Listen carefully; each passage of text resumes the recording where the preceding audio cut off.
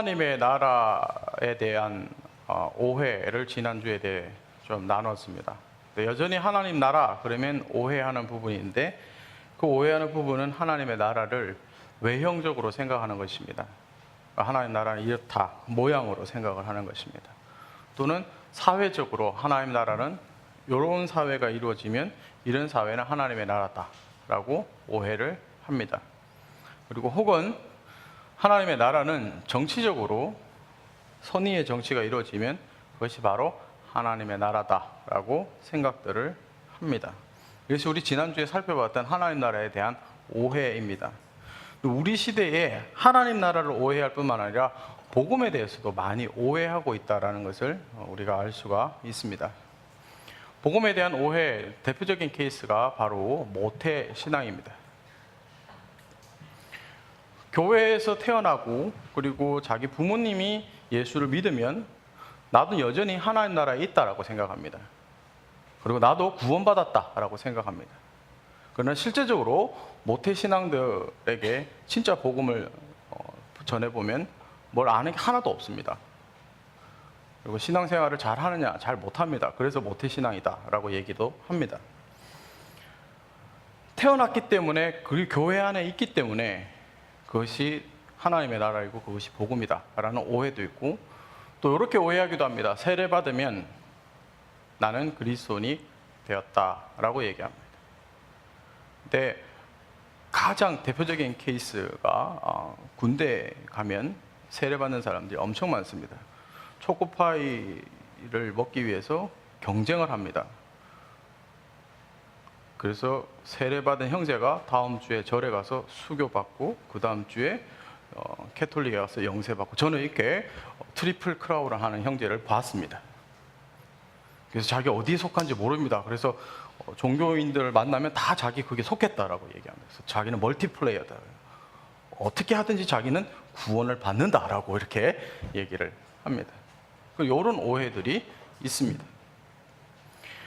그리고 유아 세례라는 것이 있습니다. 유아 세례를 받고 입교하면, 즉 기독교에 들어오면 구원을 받는다라고 생각합니다. 하나님 나라에 들어왔다라고 생각을 합니다. 혹은 내가 누구와 함께, 나를 인도해 주는 사람과 함께 영접 기도를 했기 때문에, 내가 예수님을 영접했기 때문에 내가 하나님 나라에 들어왔다, 복음이 들어왔다라고 오해들을 합니다. 제일 문제는 자기 확신입니다. 내가 이런 확신이 있기 때문에 나는 하나님 나라에 들어왔어요, 이게 복음이에요 라고 하는 내가 복음주의자들이 많이 있는 것을 우리가 주위에서 보게 됩니다. 근데 하나님 나라는 내적인 것일 뿐 외적인 것은 전혀 무관하다라고 또 오해를 합니다. 왜? 하나님 나라는 우리 마음속에 이루어졌기 때문에 외적으로는 어떻게 살아도 된다라고 또 오해를 합니다. 그래서 우리가 구원을 받았기 때문에, 내가 이미 구원을 받았기 때문에 내 삶은 약간 엉뚱하게 살아도 천국 갈 것이다 라고 오해를 합니다. 그래서 오늘 본문 말씀을 보면 사람들이 하나님의 나라는 먹는 것과 마시는 것이다 라고 생각을 합니다. 사람들의 오해가 먹는 것과 마시는 것에 있습니다. 오늘 읽은 로마서 14장 17절 이 말씀, 먹고 마시는 것, 이것이 뭔가? 라는 겁니다. 이 먹고 마신다라는 것은요, 교리도 모르고 진리도 전혀 모르지만 주일날 교회에 나와 있는 것, 이걸 먹고 마시는 것을 사도 바울이 비유하며 얘기하는 것입니다. 고린도 교회도 그랬지만 로마 교회도 바울에게 계속 얘기했던 것이 진짜 하나님의 나라가 뭐고 진짜 구원이 무엇인지에 대해서 계속 질문했었습니다. 그리고 그들은 끊임없이 먹고 마시는 것에 의해서 구원받는다라고 주장하고 가르치는 사람들이 많아졌습니다. 이 먹고 마신다라는 것은요, 주일날 이렇게 교회에 나와 있는데, 자, 여러분 마음속으로 한번 생각해 보십시오. 오늘 여기 왜 나왔습니까? 여러분들이 나와서 여기 앉아 있는 의미가 뭡니까? 달력 보니까 썬데이예요. 빨간색이에요. 빨간불이 반짝반짝하니까 여기 나왔어요? 1시에 시간 맞춰서 나왔어요? 먹고 마신다라는 것은 이렇게 아무 의미 없이 생각 없이 진리를 모르고 나와서 앉아 있는 것을 얘기하는 것입니다. 그래서 내가 앉아 있는 예배 자리나 내가 출석하고 있는 교회나 어떤 이런 것에 사실 별 의미를 두지 않습니다. 어디에 의미를 두냐 그러면 자기의 삶, 여기에만 의미를 자꾸 두려고 합니다. 사실 삶의 의미를 두는 것만 해도 감사하죠. 아무 생각 없이 살아갑니다. 그래서 세월이 흘러가는 대로 시대가 요구하는 대로 쫓아가면서 살아갑니다. 세상 풍속대로 산다라는 것이 바로 그런 것입니다. 세상이 이러니까 남들이 하니까 그냥 이렇게 살아가는 것입니다. 그래서 남들이 하는 거 안 하면 바보가 되어버립니다.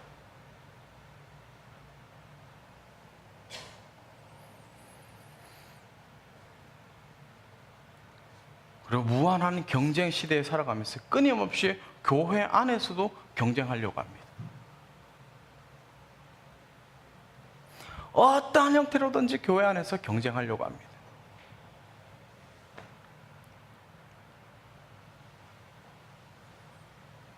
그래서 교회 안에서도 무슨 대회를 엽니다.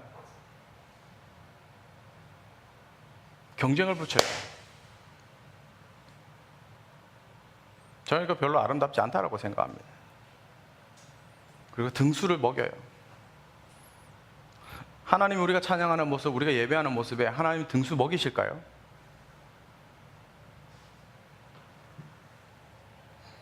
그리고 어떤 사람은 특정한 의식과 특정한 양식을 강조하는 사람들이 있습니다. 어떤 교회 가면 여기 올라올 때 신발 벗어야 됩니다. 여기 지성소이기 때문에 그렇습니다. 그리고 여기 올라올 때 메이크업 안 하면 자매들 못 올라옵니다.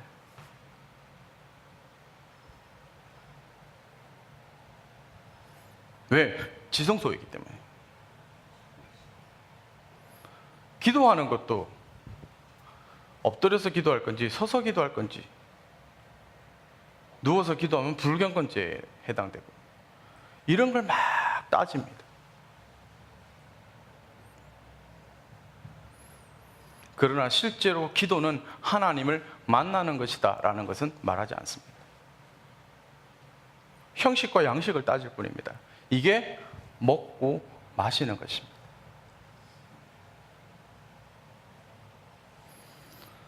요한복음 4장 20절에 보면은 수가성 여인이 나오는데 이 수가성 여인도 예수님을 만나고 나서 바로 논쟁에 들어갑니다. 뭐라고 논쟁에 들어가냐 그러면 우리 조상들은 이 산에서 예배했는데 당신들의 많은 예배할 곳이 예루살렘에 있다 하더이다. 요즘 속칭 얘기하는 태클입니다. 이게 왜 예루살렘에서만 예배 드려야 해요? 뭐 이런 얘기입니다. 이 수가성 여인은 예수님에게 어디서 예배 드려야 되고 어떻게 예배해야 하는지 이게 더 중요한 겁니다. 주일에 이미 이 여인에게 형식이 되어 있다는 것입니다. 어떻게 예배 드리는지 어디에서 예배 드리는지가 더 중요한 것입니다.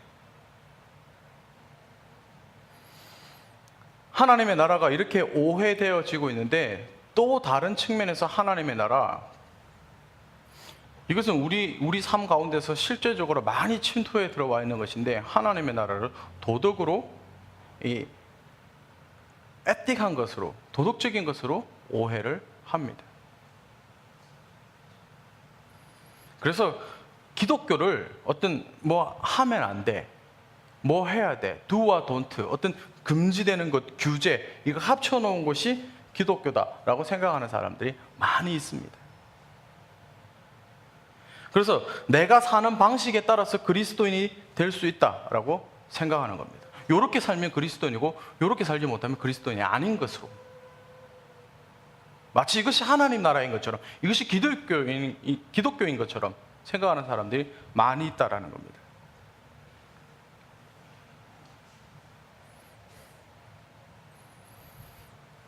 그래서 내가 이것을 하는데 이것을 하지 않으면 비판하게 되고, 내가 이것을 하지 않는데 저 사람은 이것을 하면 내가 저 사람보다 낫다라고 여기게 되고, 그래서 실제로 누가복음 18장 9절에서 14절에 보면 바리새인의 자기 교만적 고백이 나옵니다. 내가 이렇게 헌금을 더 많이 했고요, 내가 이렇게 기도를 더 많이 했어요. 도덕적인 것에 자기 기준이 다 가 있는 것입니다.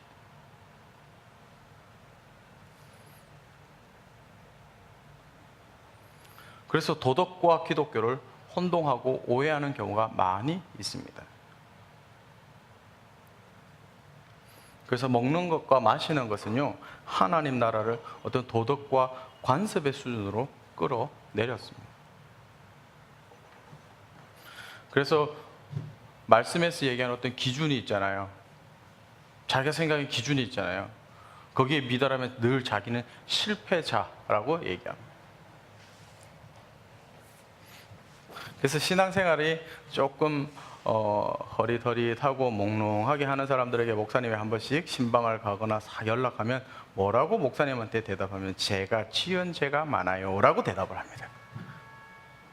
지은 죄가 많은 것은 하나님이 보실 때 그 지은 죄가 많은 것인지 아닌지 하는 것이지, 자기가 무슨 지은 죄가 많아요 뭐라, 자기가 벌써 자기를 도덕적 잣대에 대고 있는 겁니다. 그걸 하나님의 나라고 그걸 기독교라고 생각하는 것입니다.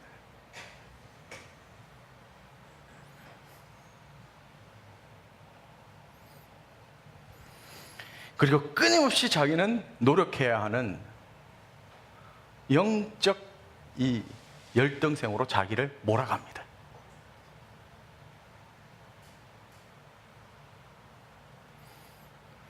그래서 대부분 자매들 보면요, 결혼할 때 신랑감 찾을 때요, 목사님 정도는 돼야 돼 막 생각하는데요, 그런 사람 없습니다. 절대로. 착각도 하지 말고 기도도 하지 마십시오.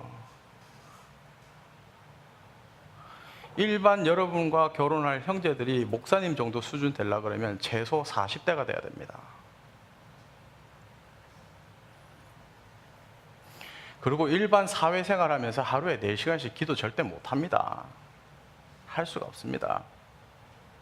1년에 성경 3독에서 5독씩 못합니다. 일반 형제들이. 근데 목사님을 이렇게 모델로 삼고 있으면 평생 혼자 살 가능성이 계속 높아지고 있다는 것만 알아두십시오. 그 어떤 도덕적인 수준에서 자꾸 기독교를 생각하고 하나님 나라를 생각하고 하다 보니까 신랑감도 신부감도 거기서 찾는 거예요. 사모님 정도 되면은 결혼할 수 있겠다. 절대 못 찾습니다. 제 와이프 같은 여자 쉽게 찾을 수가 없습니다.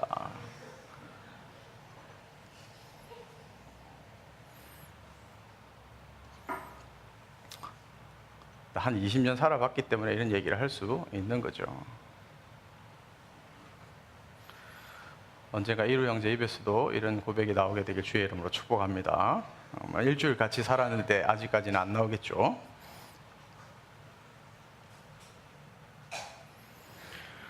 그래서 어떤 도덕적인 것을 통해 가지고요, 자기 스스로가 하나님 나라를 들어갈 수 있다 들어갈 수 없다라고 자기 스스로 그렇게 생각하는 것, 이것이 바로 도덕이라는 거예요. 이것이 바로 율법이라는 거예요. 이게 먹고 마시는 것이 기준이 되기 때문에 그렇다라는 거예요. 그럼 오늘 본문 말씀을 다시 한번 더 보십시다. 하나님의 나라는 먹는 것과 마시는 것이 아니요 오직 성령 안에 있는 의와 평강과 희락이라 라고 얘기합니다. 하나님의 나라는 정말 광대하고 크다라는 겁니다. 하나님의 나라는 내가 어떤 일을 했던 것, 안 했던 것, 이것 정도가 아니라 하나님의 나라는 크고 광대하다라는 것을 오늘 본문을 통해서 드러냅니다. 그러므로 하나님의 나라는 첫 번째로 의다라는 것입니다. 하나님의 나라는 의다. 이 의라는 것은요, 의라는 것은 즉시 우리 인간을 하나님 앞으로 끌어 세우는 것, 이것이 의입니다. 왜냐하면 하나님은 영원부터 영원까지 의로우시기 때문에 그렇습니다. 의는 하나님의 거룩한 속성 가운데 하나입니다. 욥기 9장 2절에 진실로 내가 이 일을 그런 줄을 알거니와 인생이 어찌 하나님 앞에서 의로우랴 라고 욥이 고백합니다. 여러분, 하나님 앞에서 어떻게 서서 하나님 앞에서 맞닥뜨릴 것인가? 이것이 하나님 나라입니다. 이것이 의입니다. 예수님이 먼저 하나님의 나라와 의를 구하라고 말씀하셨습니다. 하나님의 의로우심 앞에 내가 서는 것, 이것이 제 1번이고 이것이 하나님 나라의 실질적 시작입니다. 방금 욥이 고백한 것처럼 어떠한 사람도 하나님 앞에서 의로울 수 없다라는 것입니다. 그러므로 어떤 부귀영화를 가졌던, 어떤 스펙을 가졌던, 어떤 명예를 가졌던, 어떤 권력을 가졌던 이 땅 위에서 사는 모든 어떠한 존재들도 하나님 앞에서 의로울 수 없다라는 것입니다. 그리고 실제로 노숙자로 살다가 죽은 사람도, 엄청난 재벌로 살다가 죽은 사람도 둘에게 가는 것은 한 평 땅밖에 없다라는 것을 알아야 합니다.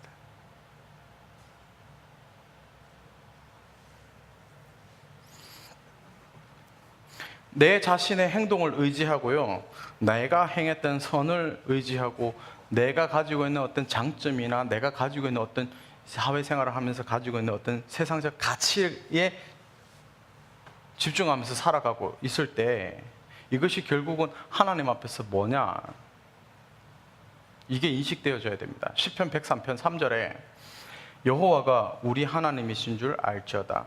그는 우리를 지으시니요 우리는 그의 것이니 그의 백성이요 그의 기르시는 양이로다. 우리가 하나님 앞에서 아무리 우리의 선을, 우리가 가지고 있는 스펙을, 우리가 가지고 있는 것을 내세워도 하나님 앞에서는 우리는 한 마리의 양이요 하나님 우리의 주인이시다라는 것입니다. 이게 하나님 나라의 의다라는 것입니다. 잘생겨봐야 얼마나 잘생겼고 이뻐봐야 얼마나 이쁘냐라는 겁니다. 그래봐야 우리 모두는 하나님의 소유다라는 것입니다. 그래서 하나님은 하나님의 형상대로 우리를 만드셨기 때문에 하나님 우리에게 요구하시는 것이 있는데, 그것이 뭐냐면 하나님의 거룩한 뜻에 순종하는 삶, 그 삶으로 하나님과 동행하는 것, 이걸 하나님은 우리에게 요구하고 계신다라는 것입니다. 이게 하나님 나라의 의입니다. 하나님과 동행하면요 우리 속에 있는 죄가 사라집니다. 악도 사라지고요 더러움도 사라집니다. 왜냐하면 하나님 빛이시기 때문에 우리를 밝게 하십니다. 그러므로 하나님과 동행하는 삶, 이것이 바로 하나님 나라의 의입니다. 하나님 앞에 서는 것,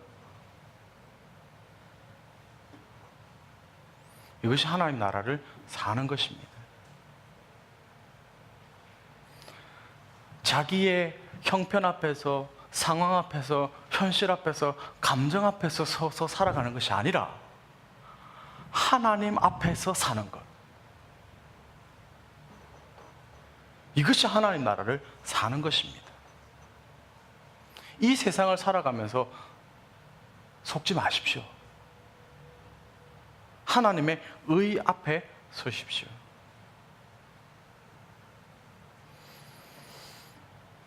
그래서 이사야서 64장 6절에 무릇 우리는 다 부정한 것 같아서 우리의 의는 다 더러운 옷 같으며 우리는 다 잎사귀같이 시들므로 우리의 죄악이 바람같이 우리를 몰아가나이다.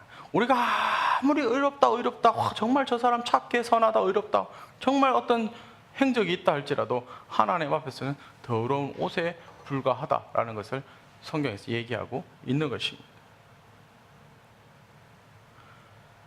그래서 바울이 빌립보서 3장 7절 8절에서 그리스도를 아는 것 외에 모든 것을 배설물로 여깁니다. 그러면서 3장 9절에 이렇게 고백합니다. 그 안에서 발견되려 함이니 내가 가진 의는 율법에서 난 것이 아니요 오직 그리스도를 믿음으로 말미암은 것이니 곧 믿음으로 하나님께로부터 난 의인이라 라고 얘기합니다. 그러므로 인간이 행한 모든 선은요 하찮은 것이 된다라는 뜻입니다.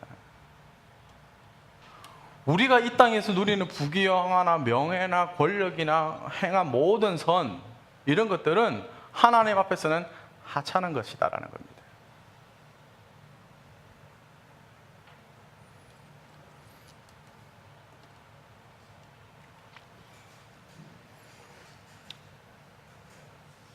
하나님 나라의 의로움에 대해서 계속 얘기를 하겠습니다. 고린도후서 5장 9절에 하나님이 죄를 알지도 못하신 이를 우리를 대신하여 죄로 삼으신 것은 우리로 하여금 그 안에서 하나님의 의가 되게 하려 하심이라 라고 얘기합니다.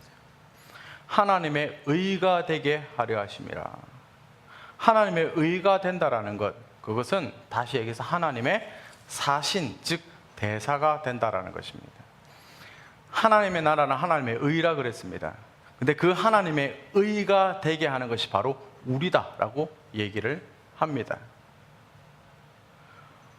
이어서 고린도후서 5장 19절 20절에 곧 하나님께서 그리스도 안에 계시사 세상을 자기와 화목하게 하시며 그들의 죄를 그들에게 돌리지 아니하시고 화목하게 하는 말씀을 우리에게 부탁하셨느니라. 그러므로 우리가 그리스도를 대신하여 사신이 되어 하나님이 우리를 통하여 너희를 권면하시는 같이 그리스도를 대신하여 간청하노니 너희는 하나님과 화목하라. 하나님의 의가 되게 했다라는 것은 하나님과 화목하라라는 뜻입니다.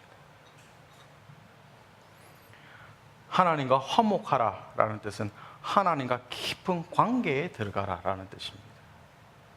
그러므로 하나님의 나라는 하나님의 의이며 하나님의 의는 하나님과 화목하는 것입니다.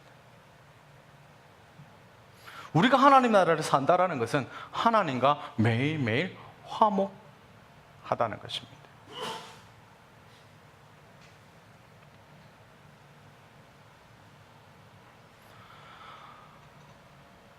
하나님 앞에 섰을 때 우리의 죄악들이 그 앞에서 발견되어질 뿐만 아니라 없어진다라고 얘기했습니다.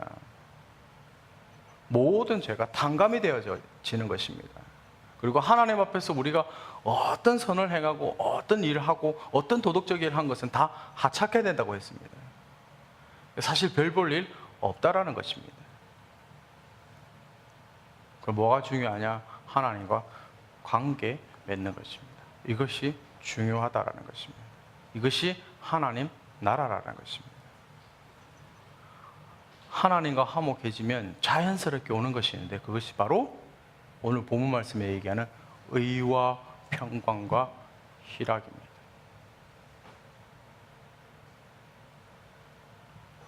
이것은 부부관계에서도 마찬가지입니다. 제가 거의 1년에 한두 번 할까 말까 거의 하진 않지만 부부싸움을 해요. 그러면 밖에 나가 있으면 하루 종일 일이 손이 안 잡혀요. 불안해요. 와이프 마음도 어렵게 하고 그 어렵게 하는 것이 저는 이제 2배가 돼서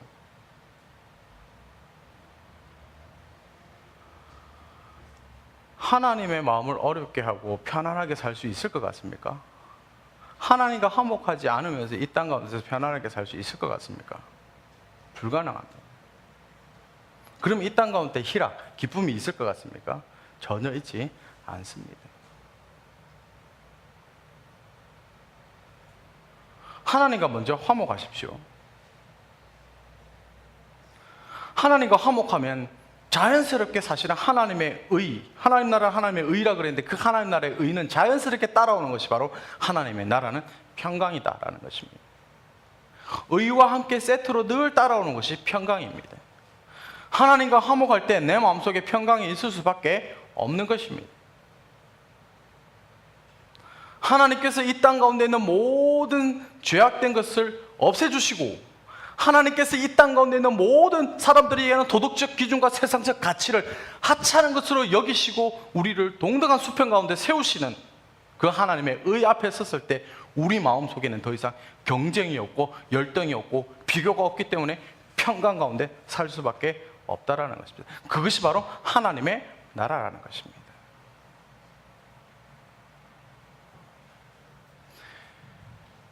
이 하나님 나라의 평강을 우리가 누릴 수 있는 것은 절대적으로 하나님과 화목할 때 가능한 것입니다. 히브리서 10장 19절에 그러므로 형제들아 우리가 예수의 피를 힘입어 성소에 들어갈 담력을 얻었나니 라고 얘기합니다.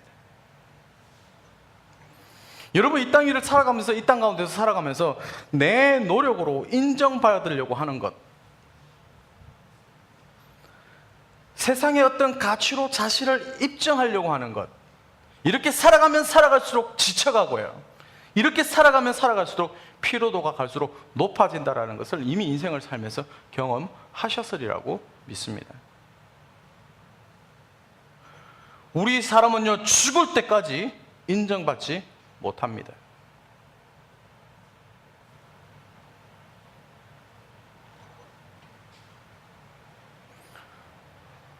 군도라는 영화가 있어요.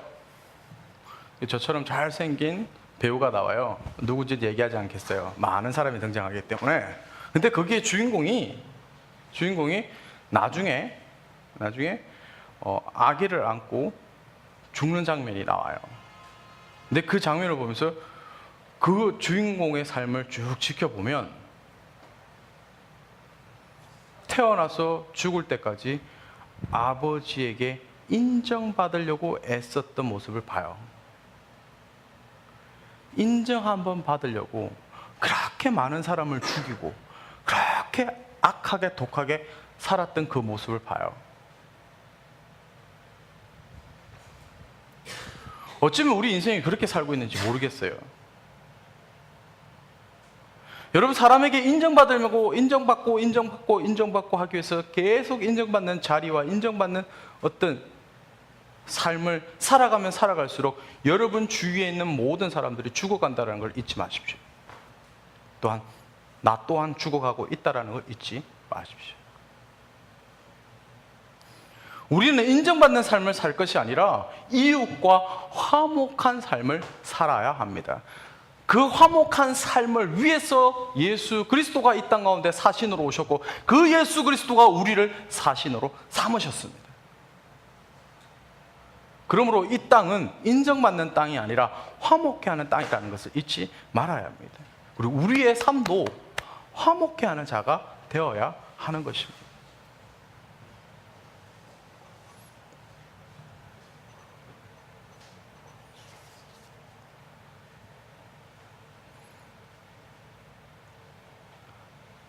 우리 이제 결혼할 일호 형제나 주연 자매처럼 결혼하면 초창기 때 이런 거 찾아옵니다.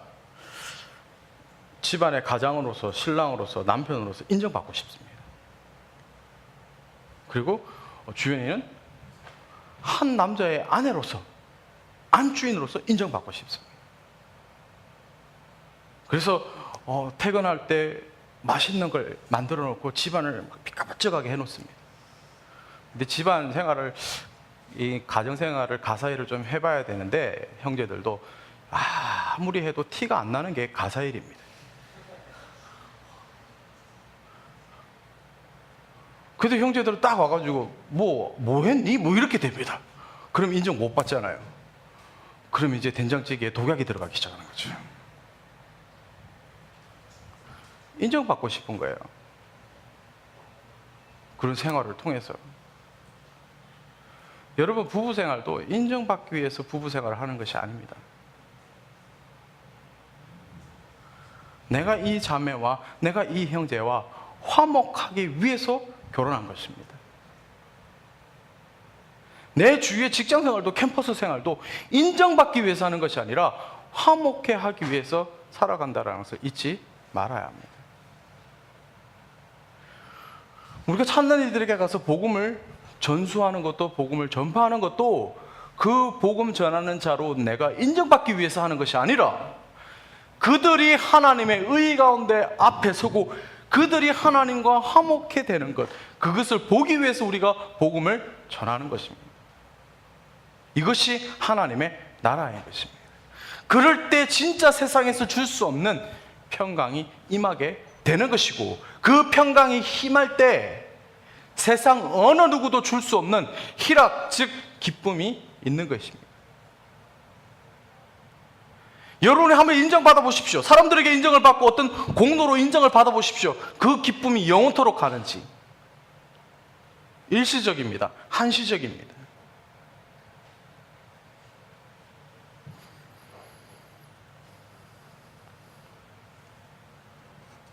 하나님과 화목할 때 이 평강은 영원한 것이며 이 기쁨은 영원한 것입니다. 초대 교인들은 늘 의기양양했습니다. 초대 교인들 늘 승리의 확신에 차 있었습니다. 사도행전과 서신서를 계속 읽어보십시오. 왜 그랬습니까? 이들은 주님과 화목했기 때문입니다. 주님과 정말 화목한 사람은 빌립보서 4장 4절의 고백이 날마다 입술을 통해서 나와지고 삶을 통해서 드러납니다. 빌립보서 4장 4절에 주 안에서 항상 기뻐하라. 내가 다시 말하노니 기뻐하라. 세상이 줄 수 없는 기쁨을 이미 하나님과 화목한 이 바울이 경험되어졌기 때문에 이것을 고백하는 것이고, 이 고백은요, 자기의 주어진 감정, 상황, 환경, 이걸 다 뛰어넘은 기쁨이라는 것을 잊지 말아야 합니다.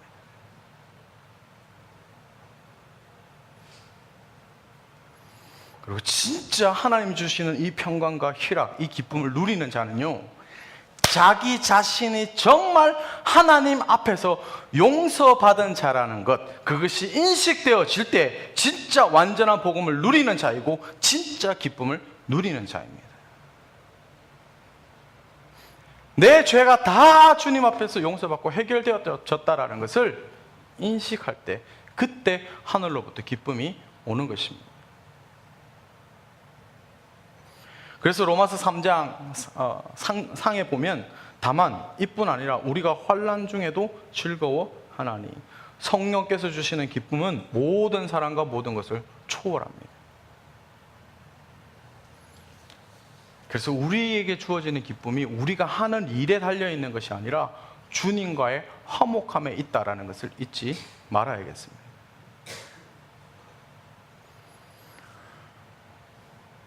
우리 하나님 나라에 대해서 많은 오해 가운데, 이 땅 가운데서 살아가는데, 이제 우리는 오해가 아닌 이해의 세계에서 살아야 되겠습니다.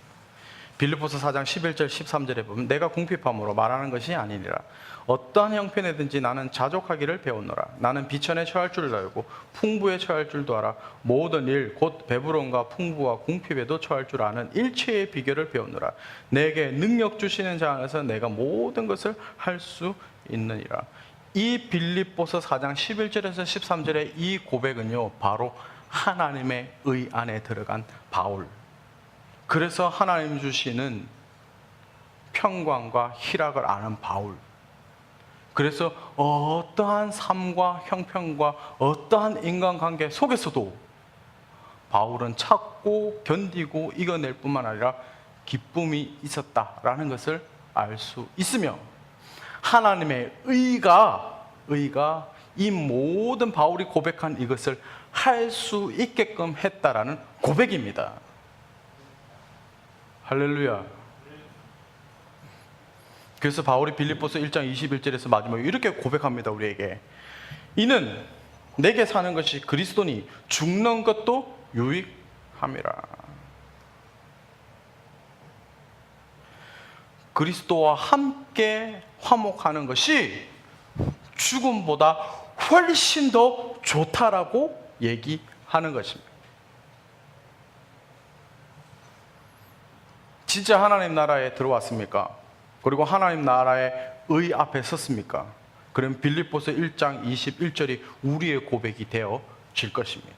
그러나 아직까지 하나님의 의를 알지 못하고 아직까지 하나님 나라에 제대로 들어와 있지 않다 그러면, 오늘 바울이 고백한 빌립보서 4장 11절에서 13절의 말씀은 바울의 고백이고 우리와 무관한 것이 될 것이고, 빌립보서 1장 21절은 우리와 전혀 상관없는 하나님의 말씀이 될 것입니다.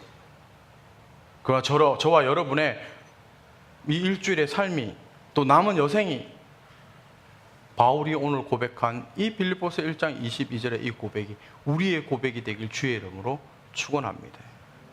그리고 이 고백을 통해서